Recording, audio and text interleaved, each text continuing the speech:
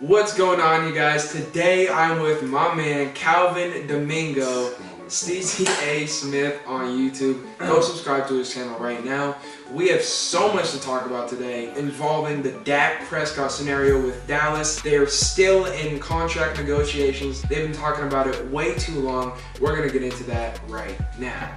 First of all, we think that Dallas will never make a Super Bowl with Dak Prescott making greater than $35 million per year. As you guys know, contract situation right now, $35 million, that's what Russell Wilson's making. That is the number one in the NFL. If they do end up moving forward with the franchise tag, it's currently set at about $33.5 million.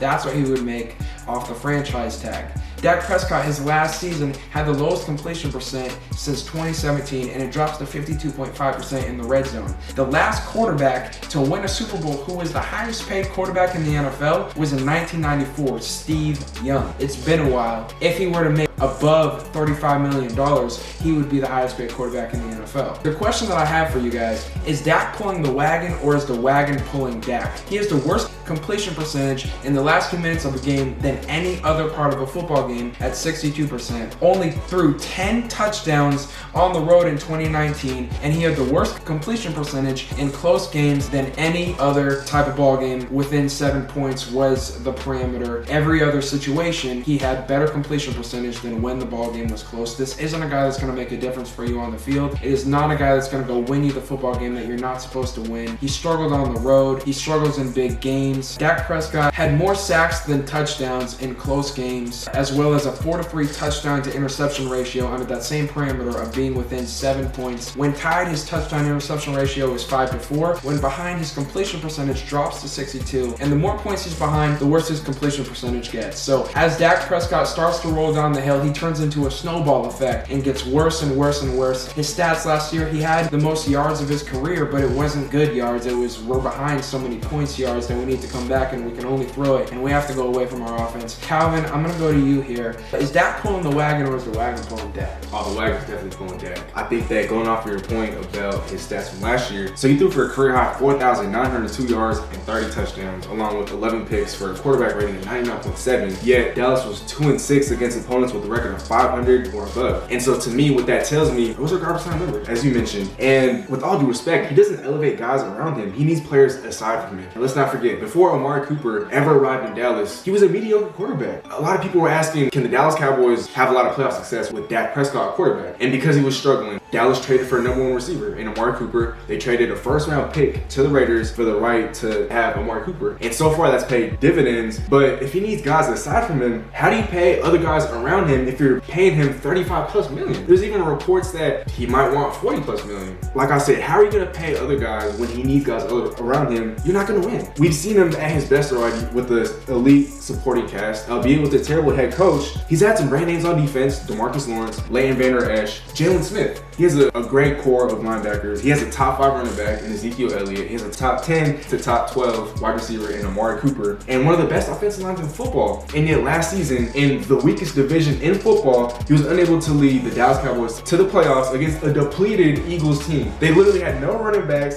no receivers. Their defense, especially in the secondary, was atrocious. And you're gonna tell me that he wants to be paid $40+ million a year annually?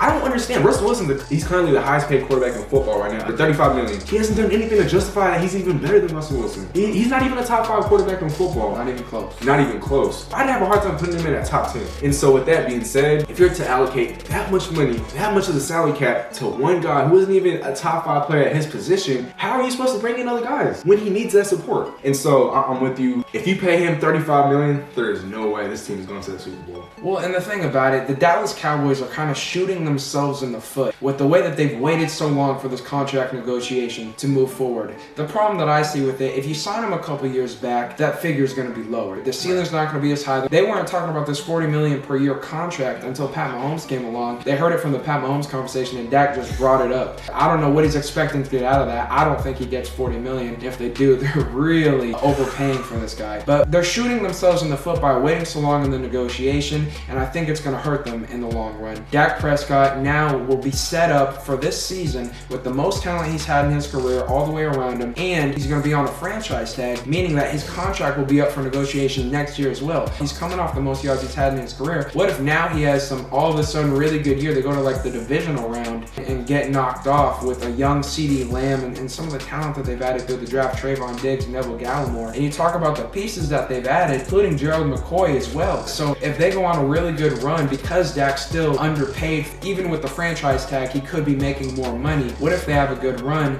Now you put yourself in a position where you have to pay Dak, even though he's still the same quarterback that was struggling when he didn't have the talent around him. You're not going to be able to support him. Like you said, Calvin, once that happens, and for that reason, I'm with you. Dak is not going to win a Super Bowl if he makes more than $35 million per year. As always, like, comment, and subscribe on this video. Let me know what you guys think in the comment section below about Dak Prescott's contract value. How much would you pay him? How much is too much? And should we be called Squabo and Steezy, or Steezy and Squabo? We've kind of combined them. The short version is going to be #Squeezy. What do you guys think? Let me know in the comment section below. As always, go Hawks.